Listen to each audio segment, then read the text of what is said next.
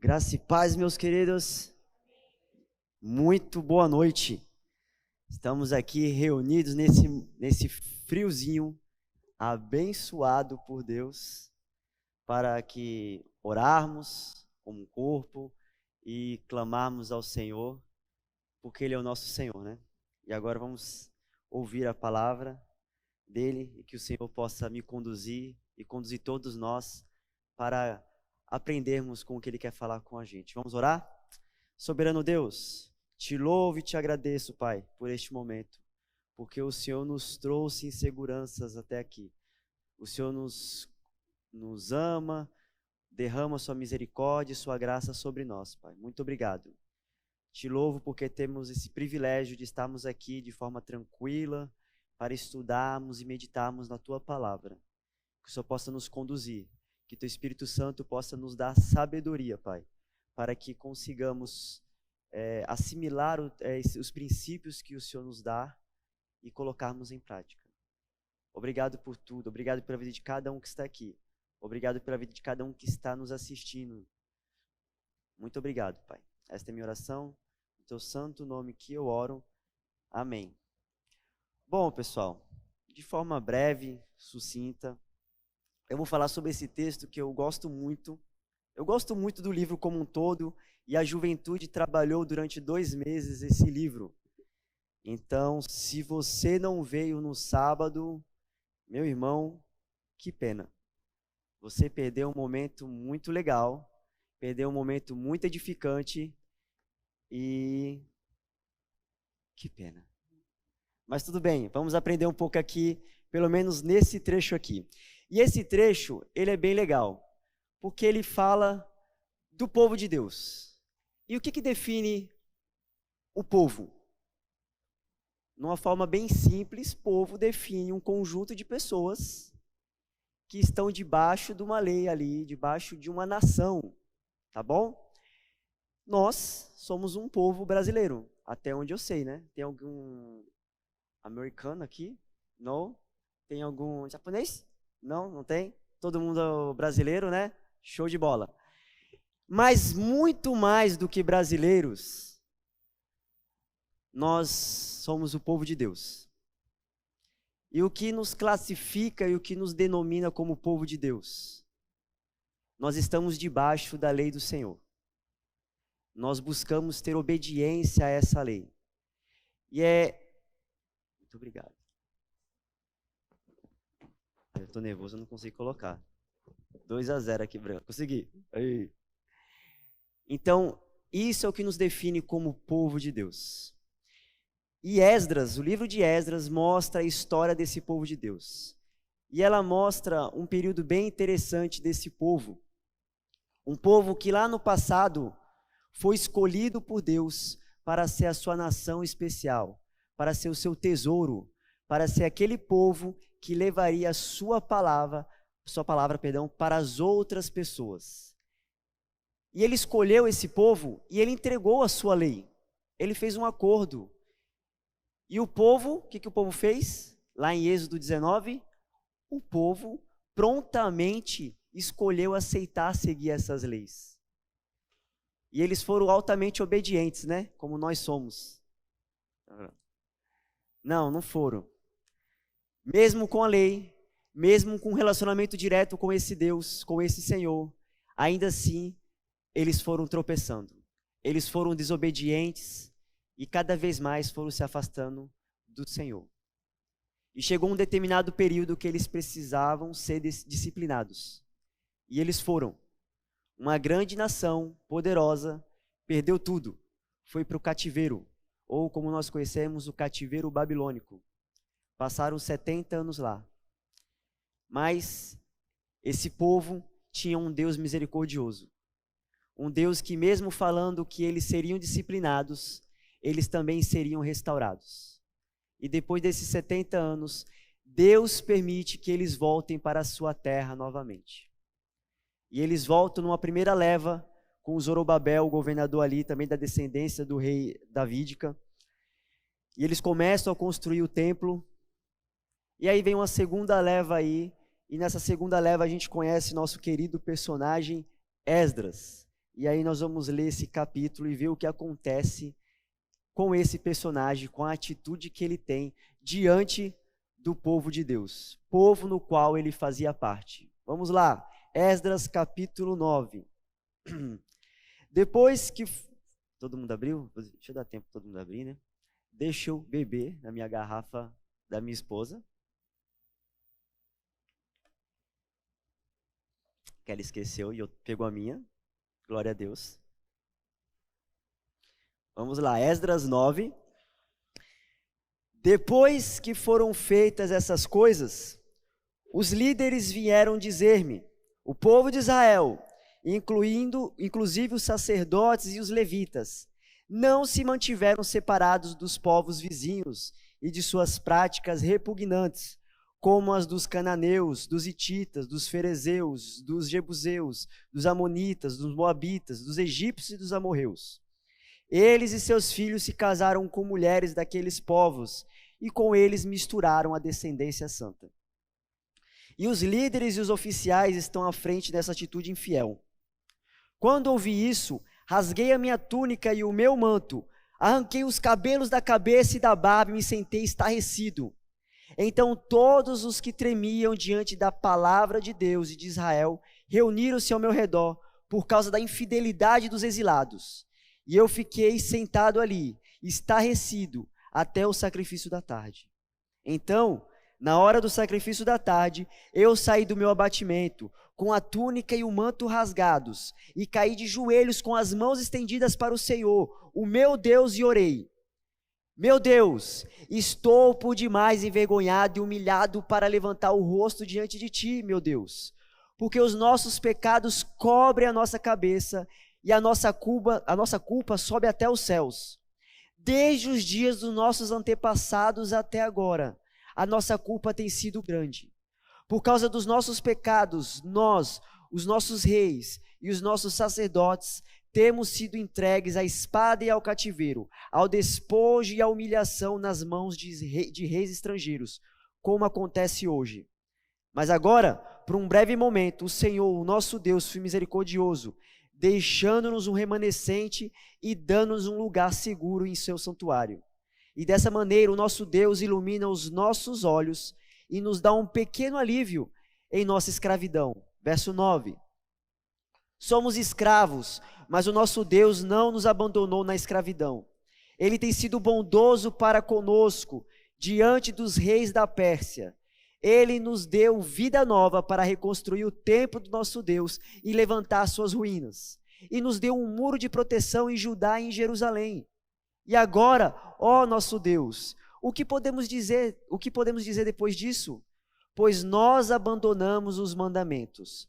Nos deste por meio dos teus servos, os profetas, quando disseste: a terra que vocês estão conquistando está contaminada pelas práticas repugnantes dos seus povos. Com essas práticas, eles encheram de impureza toda esta terra. Por isso, não dê as suas filhas em casamentos aos filhos deles, nem aceitem as filhas dele para os filhos dele. Nunca procure o bem-estar e a prosperidade desses povos, para que vocês sejam fortes e desfrutem os bons produtos da terra, e a deixe para os seus filhos como herança eterna.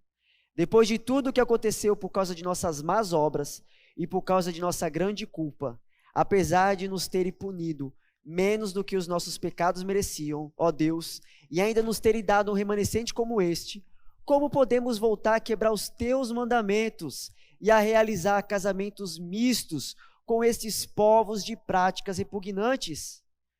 Como não ficarias irado conosco? Não nos destruirias e não nos deixarias ser remanescente ou sobrevivente algum? Ó Senhor, Deus de Israel, Tu és justo, e até hoje nos deixaste sobreviver como remanescente. Aqui estamos diante de Ti, com a nossa culpa, embora saibamos que por causa dela, nenhum de nós pode permanecer na Tua presença.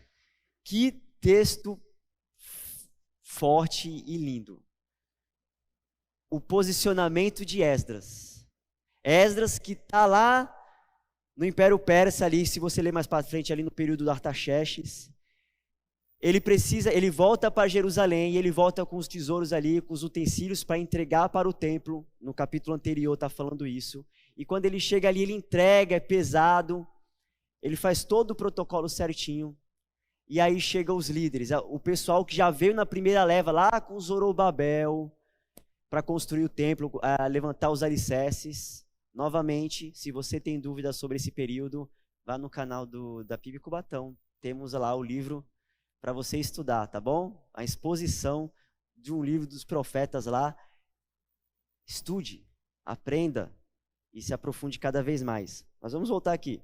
Então ele chega nesse momento aqui, e qual é a primeira coisa? Esdras, escriba, sacerdote, ele chega esperando, né? Com certeza, esperando que o povo está ali, fervoroso, buscando ao Senhor, um povo ali que faz diferença no meio onde ele está. E quando ele chega, a primeira coisa que ele percebe, que as pessoas chegam até ele e falam. Depois que foram feitas essas coisas, na hora que ele entregou os tesouros ali para o templo, os líderes vieram dizer-me: o povo de Israel, inclusive os sacerdotes e os levitas, não se mantiveram separados dos povos vizinhos e de suas práticas repugnantes como as dos cananeus, e ele dá toda a extensão dos povos aqui. Verso 2, ele e seus filhos se casaram com mulheres daqueles povos, e com eles misturaram a descendência santa. Que maravilha, né? Imagine qual é o pensamento e a vontade de Esdras. Eu não sei, se fosse eu, do jeito que eu sou manso e calmo, eu tacaria, não sei o que eu tacaria, eu não sei. Eu não sei o que eu faria com esse povo, pecador miseráveis. Mas é isso. E ele fica estarrecido com isso. E aí ele começa a nos fazer a ter uma prática que nós devemos ter constantemente. Olharmos para o nosso passado e vermos tudo que Deus fez por nós lá atrás, para direcionarmos a nossa vida de acordo com tudo que Ele fez. Lá no passado, esse povo fez uma aliança com Deus, e Deus fala para eles que eles não deveriam se misturar com os outros povos, principalmente naquele período. Ele dá essa lei em Levítico ali, repete em Deuteronômio, e aí quando eles vão fazer a conquista da terra prometida ali com Josué, ele fala: ó, extermina todo mundo, expulsa, não se mistura com esses povos. Lembrei do Chaves, mas tudo bem. E aí, o que o povo faz? Obediente como sempre, vai lá e se mistura. Que belezura. E faz casamentos mistos. Vamos deixar uma coisa bem clara aqui, tá bom, gente? Aqui é um jugo desigual. Em princípio, Deus não está falando do problema da questão da etnia, ok?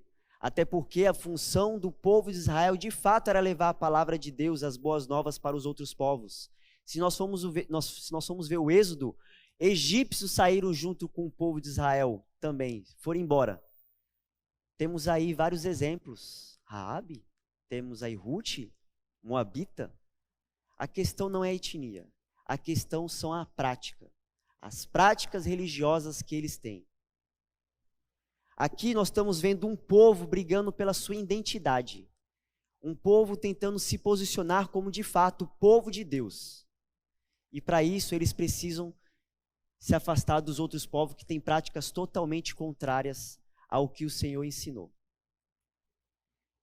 Ah, mas a gente vai fazer Deus, nós é Israel, o tesouro santo. A gente vai se misturar com eles porque nós vamos fazer aqui um casamento missionário. Aleluia! Não tinha namoro naquela época, namoro é só hoje, tá bom? Então naquele casamento é só namoro, casamento missionário. É isso? Lógico que não. Deus não está falando isso. Você já está começando errado. Está começando na desobediência. A sua função é pregar a palavra. A sua função é ser diferença, ser sal e luz. Essa é a sua missão. O que passar disso é de providência maligna. Amém? Cadê? Gente, é isso que ele ensina. Seja diferença. Não é para ter casamentos mistos, por quê? Qual é o problema? Se eu, povo de Deus, membro aqui dessa nação, caso com uma pessoa que vai cultuar Baal, ou qualquer outro deus da mitologia mesopotâmica, babilônica, persa e afins, o que eu vou fazer? Inicialmente, provavelmente, amor, tudo bem, vai orar o seu Deus, eu vou orar o meu. Sei lá, eu aqui. Daqui, depois de alguns meses, vamos orar juntos aqui, um do lado do outro. Eu ao meu Deus e você ao seu Deus, mas juntinhos, como um casal, a gente é um, né? Daqui a outros meses, ó Deus, você que é Baal. Oh, desculpa, confundi, Senhor. Estou confundindo tudo. E aí eu começo a misturar tudo. E aí, em vez de eu adorar o meu Deus, eu estou adorando a outro Deus, porque eu estou misturando as práticas. Esse foi o problema de Israel. Sincretismo. Misturar vários tipos de práticas religiosas em uma só e começar a se afastar do Deus deles. E por isso eles foram disciplinados. Por isso que eles foram para cativeiro passar um tempinho de molho para ver o que eles fizeram de errado. E aí Deus é misericordioso, Deus permite que eles voltem. E aí eles voltam. E aí o templo que foi destruído em 586, 587 a.C., agora eles podem novamente reconstruir. Imagine a alegria no coração desse povo. Então eles reconstroem. Eles podem fazer o sacrifício novamente. E agora eles podem se dedicar ao Senhor e obedecer a Deus. E o que eles fazem? Eita, maravilha! Eles começam a ter casamentos mistos novamente. E eles começam a entregar as filhas dele para os outros povos ali. E eles começam a cometer o mesmo erro. O mesmo erro. E aí vem uma primeira coisa que nós devemos lembrar como povo de Deus. Nós devemos reconhecer os nossos erros. A gente vê nessa primeira parte aqui, o verso 1 e o verso 2, Esdras chegando, tendo contato com o povo de Deus. E alguns deles, alguns poucos, chegam até ele reconhecendo: Esdras, o nosso povo está cometendo os mesmos erros. Esdras, os nossos líderes, os nossos sacerdotes, os nossos levitas, aqueles que têm como função nos representar diante de Deus e trazer todo o sacrifício para Deus, estão desobedecendo e cometendo pecado. Estão em julgo desigual. É triste isso. É triste porque quando a gente olha para toda a Escritura está aqui para nos ensinar. E nós cometemos os mesmos erros constantemente. E não se engane em achar que julgo desigual está atrelado apenas ao matrimônio ou relacionamento de homem e mulher. Julgo desigual abrange todo o aspecto da sua vida. Todo. A gente tem às vezes uma mania de separar a nossa vida em pequenas gavetas. Essa é a gaveta do meu trabalho. Essa é a gaveta da minha igreja. Essa é a gaveta do momento que eu vou ter oração com Deus nos meus 5 minutos de 24 horas do meu dia que eu tenho. Essa gaveta é o momento que eu vou fazer o meu culto com a minha família. Trabalho é trabalho. Igreja é santo, eu preciso ser um cara santo, né? Na minha família, quando eu fazer o culto, eu também tenho que ser santo. Fora isso, eu não sou. Mas no meu culto do lar, eu preciso ser. E nós separamos as coisas. E a gente esquece que julgo desigual, ela se atrela e abrange tudo. Toda a nossa vida. Quando a gente fala de dedicação ao Senhor, em pensar nas coisas no alto e ter uma vida santa, é tudo. Tudo é tudo. Seja do comer e dedicar ao Senhor, seja no seu trabalho, seja na sua escola, seja na sua faculdade, seja em relacionamento com os seus amigos, seja em relacionamento com o seu chefe, seja dentro da igreja, tudo. Tudo é uma busca por santidade. E se nós não tomarmos cuidado, nós que nos dizemos ser cristãos, estaremos em julgo desigual, porque não buscamos a palavra do Senhor. Não buscamos conhecer aquela lei que nos define como povo de Deus, e se nós não conhecemos a lei de Deus, com certeza nós vamos quebrar a lei de Deus. E aí nós estamos em julgo desigual. E talvez nós sejamos aqueles que estamos trazendo pessoas para longe de Deus, achando que nós somos os santos. Santos no sentido de o top top. Estou aqui ó, com Deus, ó, tete a tete. E aí ele vai mais adiante. Mas claro que nós, como povo de Deus, temos outras coisas que devemos nos conduzir. Além de reconhecer o nosso pecado, depois que nós pecamos, nós também temos nosso remorso. E a nossa busca por Deus. E eu sei que cada um de vocês fazem isso, amém? Eita, não tem amém? Todo mundo peca, ninguém busca Deus aqui quando está arrependido? Misericórdia. Olha aí, dá adiante, depois que esse pequeno povo chega a Esdras clamando ajuda, o que acontece? Verso 3, quando ouvi isso, rasguei minha túnica, o meu manto, arranquei os cabelos da cabeça, da barba, e me sentei estarrecido. E aí o que ele fez? Depois desse momento de humilhação diante do Senhor, de tristeza, porque o povo está cometendo o mesmo erro, ele busca a Deus. Verso 6, final parte B. E orei, meu Deus, estou por demais envergonhado e humilhado para levantar o rosto diante de ti, meu Deus, porque os nossos pecados cobrem a nossa cabeça e a nossa culpa sobe até os céus. Desde o dia dos nossos antepassados até agora, a nossa culpa tem sido grande. Por causa dos nossos pecados, nós, os nossos reis e os nossos sacerdotes, temos sido entregues à espada e ao cativeiro. Primeira coisa que Esdras nos ensina, ele reconhece os erros dele, e ele reconhece os erros da nação dele.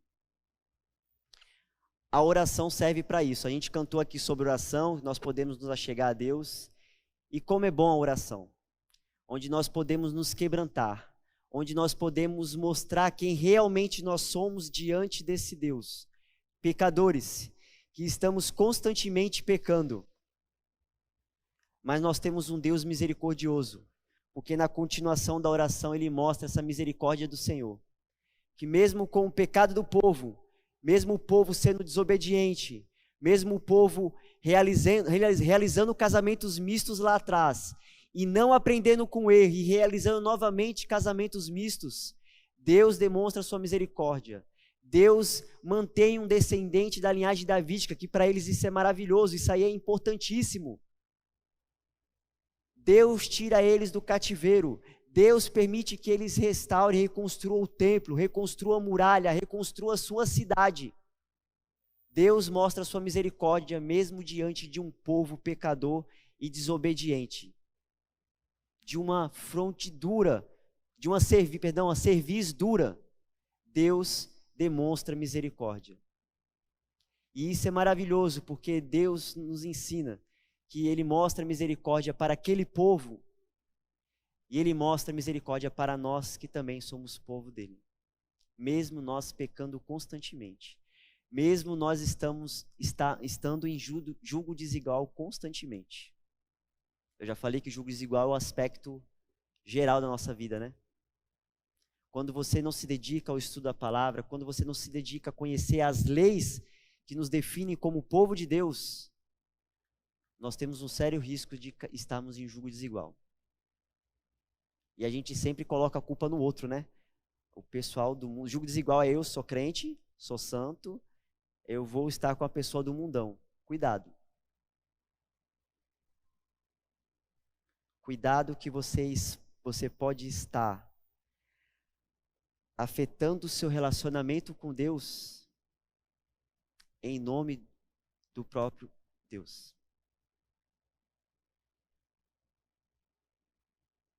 E isso é triste. Quando você acha que está em um nível de santidade lá em cima, mas na verdade você está lá embaixo, Porque você está tão cego que não consegue reconhecer os seus erros. Porque não conhece a lei do Senhor. E aí, para finalizarmos, para não prolongarmos muito, né? Depois disso tudo, aí eu não li essa parte, eu vou ler agora. Esdras recebeu a notícia triste. Esdras clamou ao Senhor e buscou ao Senhor, mostrando arrependimento, buscando e entendendo que a culpa da situação de que eles estavam era deles mesmos. E aí o que ele precisa fazer? É só isso? Eu me arrependo? Precisa ter mudança de atitude. Precisa ter mudança de vida. E aí chega um momento onde Esdras é bem radical, é polêmico, mas é bem interessante a atitude dele. Chegamos aqui no final do verso 9, vamos para o 10. Enquanto Esdras estava orando e confessando, chorando prostrado diante do templo de Deus, uma grande multidão de israelitas, homens, mulheres e crianças, reuniram-se em volta dele. Eles também choraram amargamente. Então Secanias, filho de Jeiel, um dos descendentes de Elão, disse a Esdras: fomos infiéis ao nosso Deus, quando nos casamos com mulheres estrangeiras procedentes dos povos vizinhos. Mas apesar disso, ainda há esperança para Israel. Façamos agora um acordo diante de nosso Deus e mandemos de volta todas essas mulheres e seus filhos, segundo o conselho do meu Senhor e daqueles que tremem diante dos mandamentos de nosso Deus. Que isso seja feito em conformidade com a lei. Levante-se, essa questão está em suas mãos, mas nós o apoiaremos. Tenha coragem e mão à obra.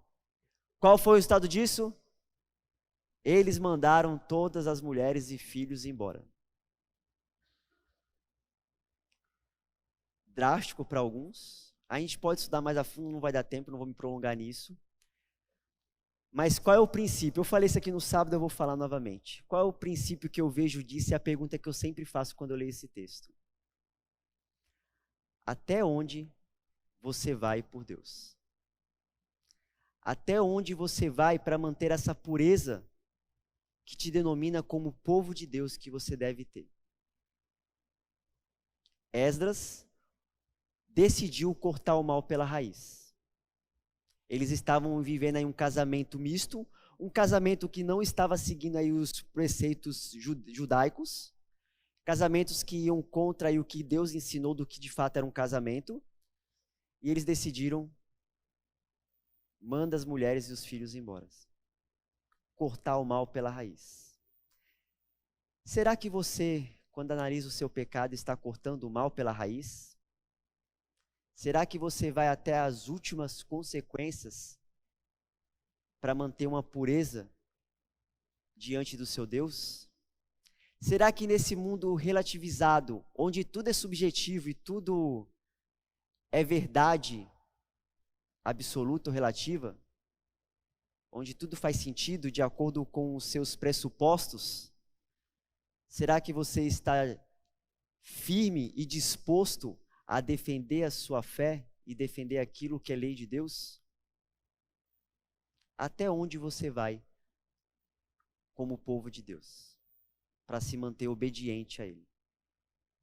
Esdras, para manter novamente a pureza do povo e não permitir que eles cometessem o mesmo erro e caminhassem para as mesmas consequências, ele optou por fazer isso. O que vocês e eu estamos fazendo como povo de Deus para manter a nossa pureza diante do Senhor? Isso é algo para nós refletirmos. Será que no trabalho nós estamos relativizando as coisas?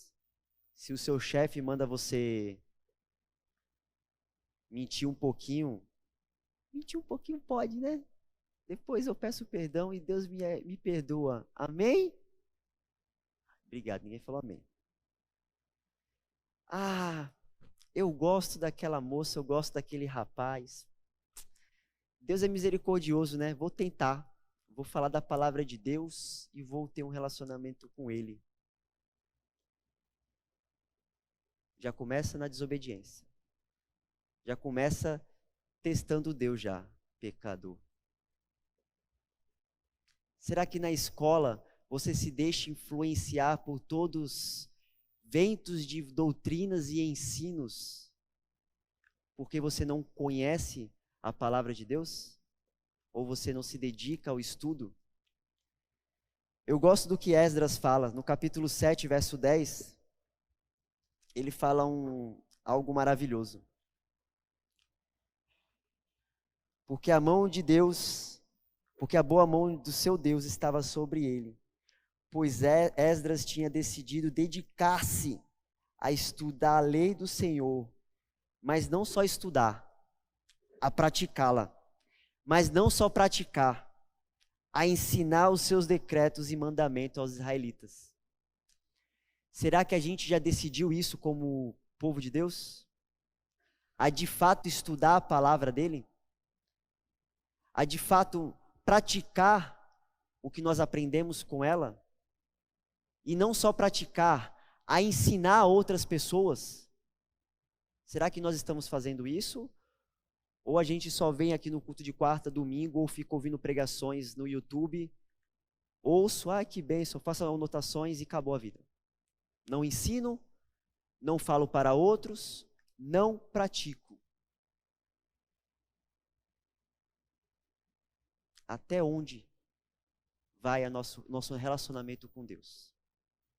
Até onde nós vamos para manter esse relacionamento de intimidade com o nosso Deus? Então, só para a gente pensar algumas coisas, fuja, gente, fuja de julgo desigual. De todo tipo de julgo desigual. Seja de relacionamento, seja no trabalho, seja qualquer coisa, fuja de julgo desigual. O seu relacionamento com Deus está em jogo.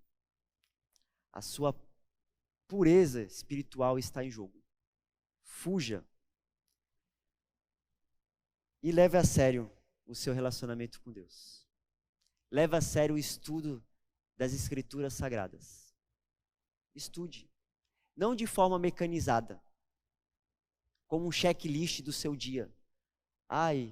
Hoje eu preciso fazer relatórios do trabalho, eu preciso fazer 15 minutos diários do meu relacionamento com Deus, eu preciso orar 10 minutos. Legal, li a Bíblia, checklist. Já orei, checklist, acabou, virou o dia. Isso não é relacionamento com Deus. Isso não é estudo. Isso não é meditação da palavra de Deus. Se nós não levamos isso a sério, a gente sofre um grave risco de começarmos a achar que tudo pode ser utilizado. Que nós podemos fazer tudo. Podemos praticar tudo o que os outros que não conhecem a Cristo praticam. E aí os nossos olhos se cegam.